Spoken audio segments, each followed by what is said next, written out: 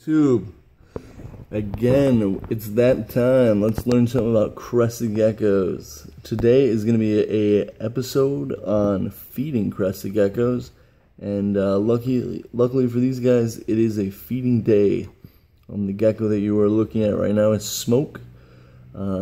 Still remaining unsexed, kind of looking male-ish. Seen some pores. In the previous video, you can see how I determine the sex of these guys. But without further ado, let's get right into feeding.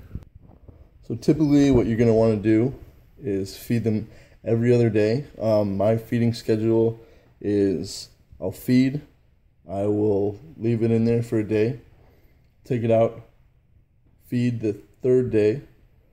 On the fourth day, they get the third day's food. And the fifth day is when I'll give them food plus like a dubia roach that's kind of lightly dusted with calcium. With my breeding females, I'll add a little bit of calcium into the first feeding, but that's something that I'll describe later with supplementation. Alright, so as you can see, I've collected all of the caps and different arrangement of things. You can pretty much use anything. You can go to the store, get one of the ceramic bowls like I've got here. Caps work awesome. I like to change the caps out every couple of weeks though, because they do kind of get dirty, and with the twisting parts of them where they attach to the cup, sometimes really hard to get old food off. I've also got some like shot glass cups that I use for some of my rock ledges on the bigger tanks. Those work awesome too. So the first thing you want to do is clean out the old stuff. You can run it through some water. Sometimes they get crusty because you are leaving them for a day. I like to use a really cheap toothbrush just to clean out the insides, get them nice and clean. And then next is figuring out what you're going to use. You've got two great choices. You can go with Repashy and Pangea. I like to use both. I mix them up. I just feel like it's better, especially because sometimes I'm selling these guys, and different keepers have different preferences, so it's good to get them used to both. For me, it's pretty much up to you. I do like to switch it up though, because who wants to eat the same thing every day? So it's really all about the geckos. Alright, I've got my caps all cleaned out and they're ready to go. Definitely use a nice tall basin sink. I'm lucky enough to have an awesome girlfriend. She lets me use the kitchen sink, but you could use pretty much anything that's pretty tall. You want to keep it tall just so you're not splashing around having a big cleanup afterwards. Also, just to note, thinking about it, I had a lot of food left in the caps, as you noticed. I'm not too alarmed by that because I just fed dubia roaches to them.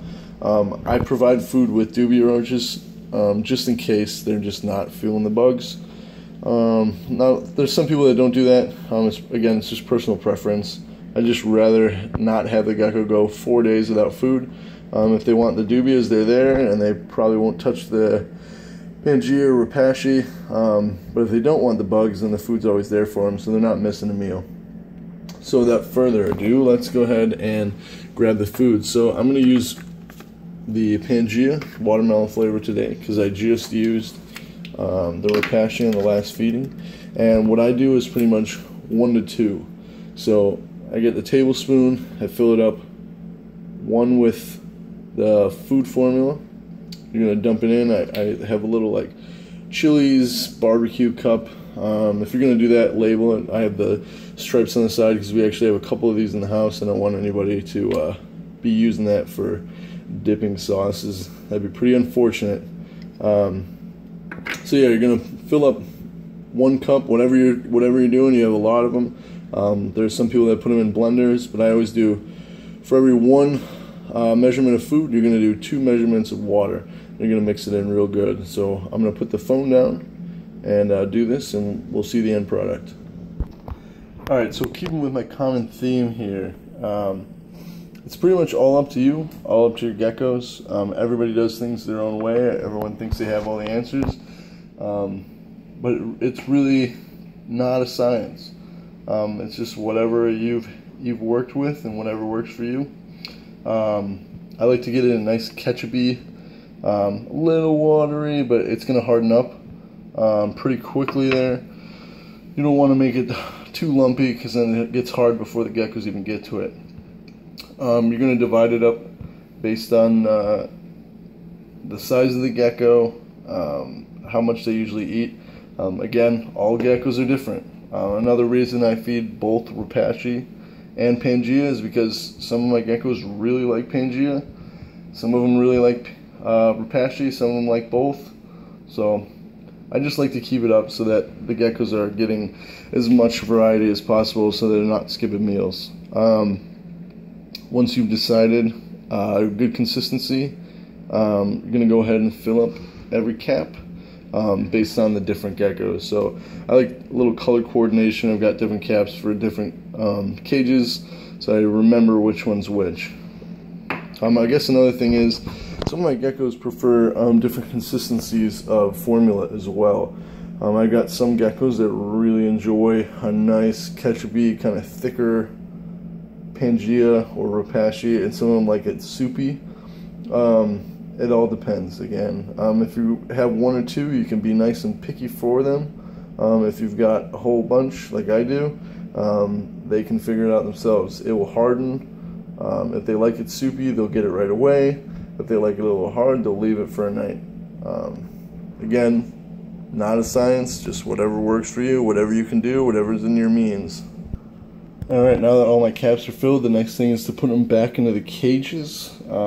I like to spray the cages before I put it back in, just so the food doesn't get all some more water and get super soupy on them. I've got a misting system for the larger cages, and for the baby cages I hand mist. So I'm going to go ahead and do that before I drop these in. Before I do that, I just want to say placement of the food is also pretty vital. I keep them all over the cage, mainly on the ground. The reason for this is I like to do it as natural as possible. These geckos are going to have to come down from the trees at night and get the fruit that's rotting on the forest floor. Sometimes they get lucky, hit a couple branches. The ledges work nicely too. Haven't really seen too much of a switch from that, but there are some people that will tell you gotta leave them up high because they're arboreal. It's just not the case. Also, it's not exactly what they're doing in the wild. If you want to do it natural, that's great. If you got a ledge that you like, that's cool. It's really aesthetically pleasing, and it keeps them in a nice cup too. So there's bonuses. Again, it's all what works for you. Alright, tanks are sprayed down, food is incorporated, and we've got a happy pair in here for breeding season. This is Lance, my male, and Jemima, my female. So pretty much just leave these in here for 2 days, then you take them out, clean them, and begin the cycle again. Because this was just after dubia roaches, I did not add any calcium to the mixes, just because you don't want to overload them on calcium. If you are looking for calcium, I recommend the Reptical with vitamin D3. You want to use that pretty sparingly. They don't need a whole bunch, especially if you are giving them lighting. I'll go into husbandry at a later date about that. Some people like lighting, some people don't. Again, totally your preference, whatever works for you. Everywhere is different. If you have any questions, go ahead and leave comments and I will get them answered as soon as I can. Hit subscribe in the meantime. There's going to be plenty more videos where this came from. Yeah, just do what you do. Ask around. Be nice to each other. This is our community, and the only way we get stronger is if we come together as one and share our ideas and what works and what doesn't. Alright guys, thanks.